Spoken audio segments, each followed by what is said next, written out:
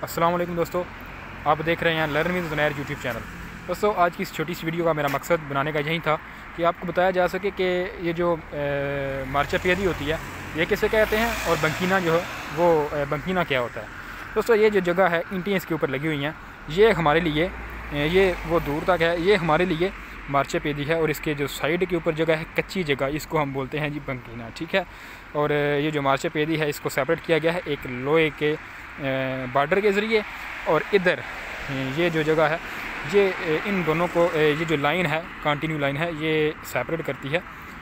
तो ये जो साथ में ये जगह है जो लाइन के दाईं तरफ यानी कि सज्जे पास है, ये जो है ये भी यहाँ पर भी पैदल चलने वाले चल सकते हैं, कुछ लोग चलते हैं यहाँ पर। तो ये हमारे सामने जी एक रोतो तोरिया है जिसको राउंड अबाउट कहते हैं इंग्लिश में। और ये जो सामने साइन आप देख रहे हैं तीर का एरो का साइन है, ये जो है इसका बैकग्राउंड नीला है। सॉरी, इसका बैकग्राउंड जो है इसका नीला है। इसका मतलब है कि ये सिन्याले दी ओब्लिगा तोरियो है, ठीक है दोस्तों।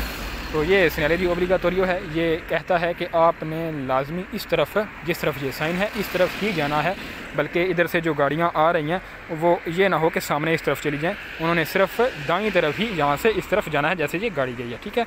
तो अपना ख्याल रखिएगा और चैनल को सब्सक्राइब करना मत भूलिएगा। अल्लाह हाफ़िज़ जी।